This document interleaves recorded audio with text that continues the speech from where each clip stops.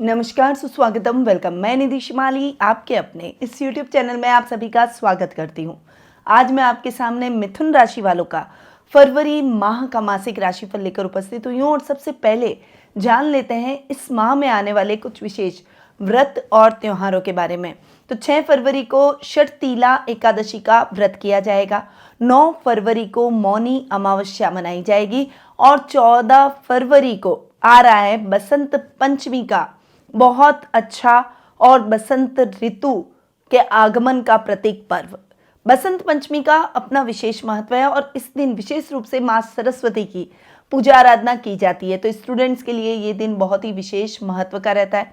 इस दिन विधि विधान से माँ सरस्वती की पूजा आराधना जरूर करें। चलिए बढ़ते हैं आगे और आ जाते हैं ग्रह गोचर की स्थिति पर कि साल के इस द्वितीय माह में ग्रहों की स्थिति कैसी रहेगी। सबसे पहले बात करते हैं ग्रहों के राजा सूर्य की, जो कि वर्तमान में अपनी सम राशि मकर में विराजमान है और 13 फरवरी को वे अपनी अति शत्रु राशि कुंभ में प्रवेश करेंगे। बुध ग्रह की बात करें तो वे वर्तमान में अपनी शत्रु राशि धनु में विराजमान है और 1 फरवरी को वे मकर में और 20 फरवरी को पुनः कुंभ राशि में प्रवेश कर जाएंगे, जो कि आपके राशि स्वामी भी है। मंगल ग्रह की बात करें तो वे वर्तमान में अपनी सम राशि धनु में विराजमान है और 5 फरवरी को वे अपनी उच्च की राशि मकर में प्रवेश करने वाले हैं। वहीं गुरु ग्रह की बात करें तो वे इस पूरे माह अपनी अति मित्र राशि मेष में विराजमान रहेंगे। शुक्र ग्रह की बात करें तो वे वर्तमान में अपनी शत्रु राशि धनु में विराजमान है और 12 फरवरी को वे अपनी अति मित्र राशि मकर में प्रवेश कर जाएंगे। शनि ग्रह इस पूरे माह अपनी मूल त्रिकोण की राशि कुंभ में विराजमान रहेंगे। राहु और केतु अपनी सम राशियां मीन और कन्या में इस माह विराजमान रहने वाले हैं। तो ये है इस माह की ग्रह गोचर की स्थिति। अब इन ग्रहों की स्थितियों का क्या प्रभाव आपको अपने इस माह पर देखने को मिलेगा, उसके बारे में जान लेते हैं। तो शुरू करते हैं मिथुन राशि वालों का फरवरी माह का मासिक राशिफल। और सबसे पहले मैं आपको बता दूं कि ये जो मैं आपको राशिफल दे रही हूँ ये चंद्र गणनाओं पर आधारित है और आपकी राशि और लग्न दोनों के हिसाब से समान रूप से प्रभावशाली भी है। तो सबसे पहले आपके राशि स्वामी की बात करते हैं, जो कि है बुध, जो कि महीने के प्रारंभ में यानी 1 फरवरी को ही आपके अष्टम भाव में चले जाएंगे और 20 दिन तक यहीं पर विराजमान रहेंगे। राशि स्वामी का अपने से अष्टम जाकर बैठना आपके लिए इतना अच्छा नहीं है, थोड़ा सा बुद्धि को भ्रमित कर सकता है। अपने कार्यों को सजगता से करने के लिए बहुत धैर्य रखना जरूरी है। बहुत जल्दबाजी में किए गए कार्यों का नुकसान हो सकता है, इसलिए इस माह जल्दबाजी करने से बचें। हर कार्य को योजनाबद्ध तरीके से करें, उसकी प्री प्लानिंग करके अगर आप काम करेंगे तो डेफिनेटली आपको किसी भी प्रकार का नुकसान नहीं होगा। वहीं रिश्तों में भी सहजता बनी रहेगी। ददियाल वालों के साथ आपके संबंध और अधिक प्रगाढ़ होते हुए दिखाई देंगे। इस समय आपके कजिन्स के साथ में ट्यूनिंग बहुत अच्छी रहेगी, पर घर से दूर रहकर आपको अपनी यात्राओं को संपन्न करना पड़ेगा। अपने काम के प्रति डेडिकेशन दिखाना होगा, पर ये कुछ समय के लिए ही है, क्योंकि 20 को जैसे ही बुध चेंज होंगे और आपके भाग्य स्थान में आएंगे तब आप बहुत सही तरीके से अपने कार्यों को कर पाएंगे। एक स्टेबिलिटी वापस से लाइफ में आ जाएगी और पारिवारिक सदस्यों के साथ भी आप क्वालिटी टाइम बिता पाएंगे। अब बुध चूंकि आपके लग्नेश होने के साथ साथ सुखेश भी है, इसीलिए सुख स्थान की बात करूं तो सुख स्थान में केतु बैठे और सुखेश अपने से पंचम महीने के प्रारंभ में आने वाले हैं, यानी 1 फरवरी से लेकर 20 फरवरी तक सुखेश रहेंगे अपने से पंचम अष्टम भाव में। देखिए बुध एक सौम्य ग्रह है और अष्टम भाव अच्छा नहीं माना जाता, इसलिए यहाँ पर बैठकर बुध वो रिजल्ट नहीं दे सकते जैसे उनको देने चाहिए। इसीलिए 20 फरवरी के बाद ही आप अपने कोई भी इंपॉर्टेंट काम करें, कोई प्रॉपर्टी से संबंधित विशेष रूप से काम है या कोई नई गाड़ी लेनी है या फिर आपको कुछ नए घर का सपना पूरा करना है, कोई फ्लैट या बंगलो आपको खरीदना है, तो इस तरह के जो भी काम है वो आप 20 फरवरी के बाद ही करें।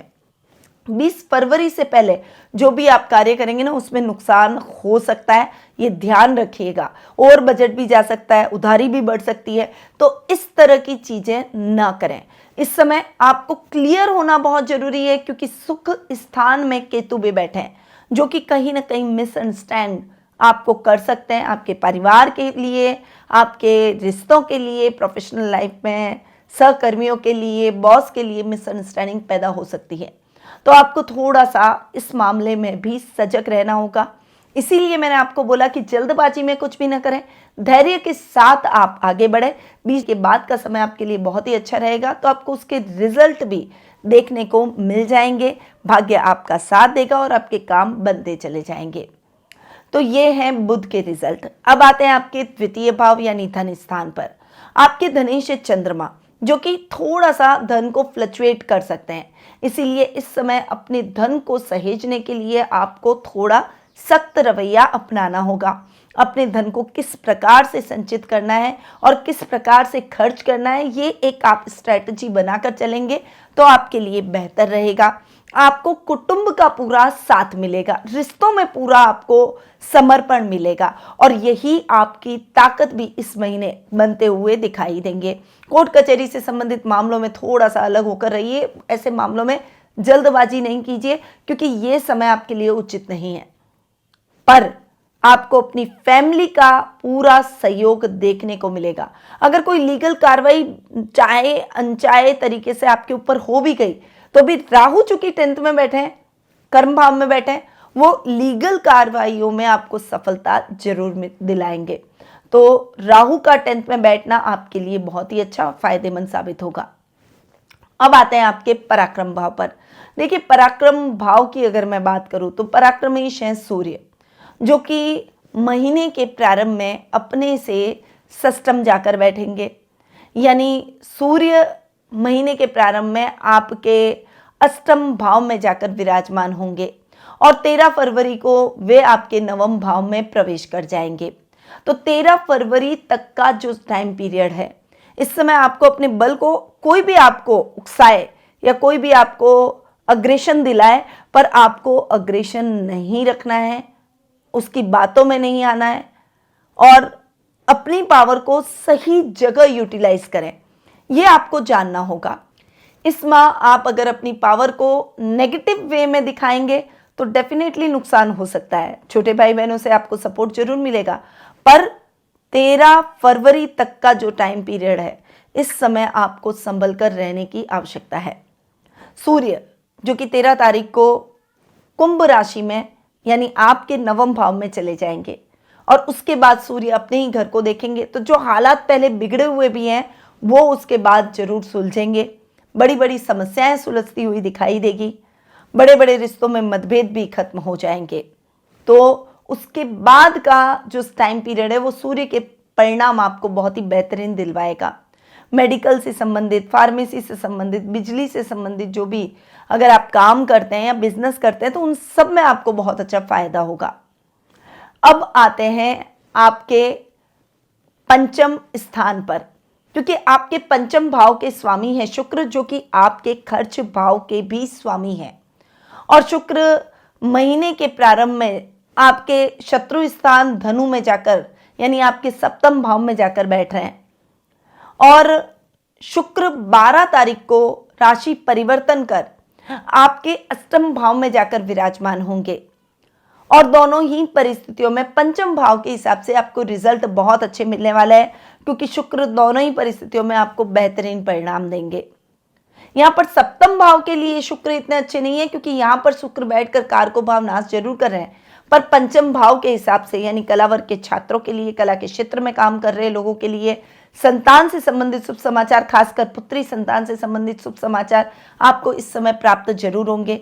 उन्नति और प्रसिद्धि दोनों ही आप इस समय हासिल करेंगे।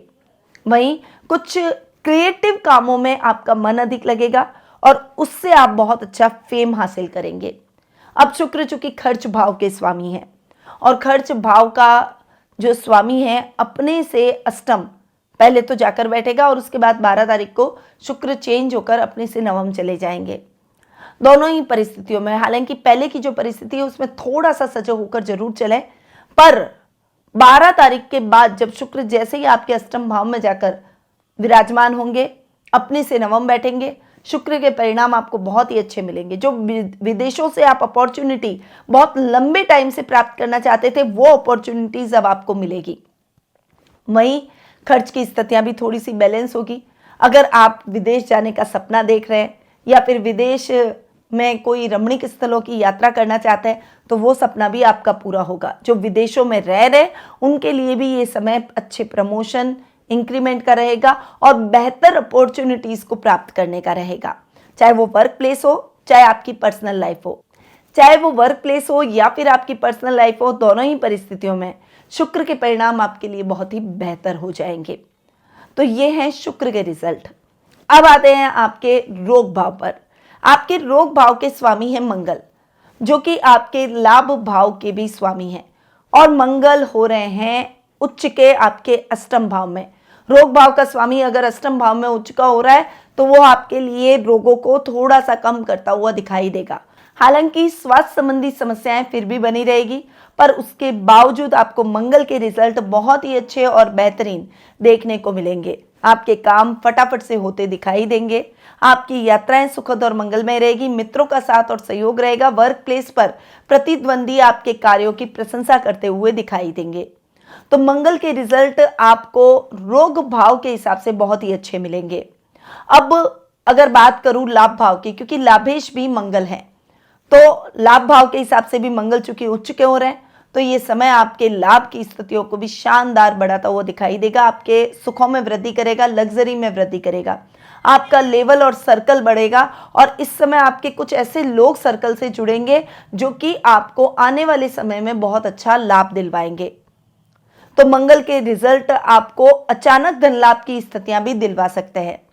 इस समय आप अगर मैन्युफैक्चरर हैं, कोई बड़ी इंडस्ट्री के मालिक है, कोई बड़ी मशीनरी लगाकर अपनी बड़ी फैक्ट्री खोलना चाहते हैं, कुछ मैन्युफैक्चरिंग का काम शुरू करना चाहते हैं, तो उनके लिए भी इस समय बहुत ही शुभ रहने वाला है। तो दोनों ही परिस्थितियों में मंगल के रिजल्ट रहेंगे बहुत ही शानदार। अब आते हैं आपके सप्तम भाव पर। आपके सप्तम भाव के स्वामी है गुरु, जो कि आपके कर्म भाव के भी स्वामी हैं, और गुरु आपके लाभ भाव में जाकर विराजमान हो रहे हैं। यहाँ पर सप्तमेश और कर्मेश का लाभ भाव में जाकर बैठना दोनों ही परिस्थितियों में आपको अच्छे रिजल्ट अब तक देता आया है। पर आप ध्यान रखिएगा, कर्म भाव में राहु भी बैठे हैं, जो कि कहीं ना कहीं व्यक्ति को भ्रमित करते हैं, इसलिए भ्रम की स्थितियों से बाहर निकले। गुरु कितना भी सपोर्ट कर ले, राहु का प्रभाव नहीं चुकेगा। इसीलिए आपको बैलेंस होकर सोचना है, कहीं पर भी जल्दबाजी नहीं दिखानी है और किसी की बातों में नहीं आना है। बस इस मंत्र को आप साध लेंगे तो डेफिनेटली आपको किसी भी प्रकार की समस्या भविष्य में नहीं होगी। अब आते हैं आपके अष्टम भाव पर और नवम भाव पर, क्योंकि आपके अष्टमेश और नवम भाव यानी भाग्येश भी शनि है, और शनि भाग्य स्थान में स्वग्रही हो रहे हैं। यहाँ पर शनि के साथ में सूर्य, बुध, ये सभी आ रहे हैं। तो ये जो टाइम पीरियड आपका रहेगा वो आपके भाग्य को प्रबल करता हुआ दिखाई देगा। लक फैक्टर साथ देगा। रिस्की कामों में इन्वेस्टमेंट आपके लिए लाभदायक साबित होगा। मेहनत से आप सफलता हासिल करेंगे। जो आपके पेंडिंग वर्क्स है ये सब आप अब समाप्त कर लेंगे और नए कार्यों की शुरुआत भी करेंगे। नौकरी पेशा लोगों के लिए ये समय बहुत ही अच्छा और बड़े अचीवमेंट्स का रहेगा। वहीं जो युवक युवतियां नौकरी की तलाश कर रहे हैं उनके लिए भी ये समय बहुत ही अच्छा रहेगा। तो शनि के ओवरऑल रिजल्ट आपको बहुत अच्छे मिलेंगे। यात्राएं भी आपके लिए सक्सेसफुल रहेगी। तो ये है मिथुन राशि वालों का फरवरी माह का मासिक राशिफल। अब आते हैं उपायों पर कि इसमें आपको क्या उपाय करने चाहिए। तो शिवजी पर काले तिल के साथ 5 लौंग जरूर अर्पित करें। भगवान श्री हरि, विष्णु और सूर्य नारायण का पूजन जरूर करें। भगवान भगवती रति और कामदेव की पूजा करें और उन्हें पुष्प अर्पित करें, और भगवान विष्णु को पुष्प धूप आदि अर्पित कर विष्णु सहस्त्र नाम का पाठ जरूर करें। तो ये कुछ उपाय हैं जो कि आपको इस महीने करने हैं। परंतु यदि आप ऐसे उपाय अपने जीवन में अपनी पर्सनल जन्म पत्रिका के एनालिसिस के माध्यम से जानना चाहते हैं जो कि आपके भविष्य को संवारे, आपके भविष्य की समस्याओं को कम कर सके, आपके उन्नति के मार्ग को प्रशस्त कर सके, तो आप टेलीफोनिक अपॉइंटमेंट और पर्सनल मीट के माध्यम से मुझसे जुड़ सकते हैं। अधिक जानकारी के लिए स्क्रीन पे दिए गए नंबरों पर कॉल या व्हाट्सएप कर सकते हैं। अब मैं अपनी वाणी को यहीं विराम देती हूँ।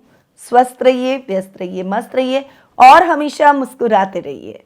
जय श्री राधे कृष्णा। गुरुमां निधि श्रीमाली एक प्रसिद्ध ज्योतिषाचार्य हैं। उनके जोधपुर स्थित ज्योतिष संस्थान में महामृत्युंजय, काल सर्प दोष, मां बगलामुखी, विवाह बाधा निवारण पूजा एवं अन्य सभी प्रकार की पूजाएं संस्थान के विद्वान पंडितों द्वारा पूर्ण विधि विधान एवं शास्त्रोक्त रीति से संपन्न करवाई जाती है। अतः आज ही अपनी पूजा बुक करवाने हेतु इन नंबरों पर संपर्क करें 8955658362।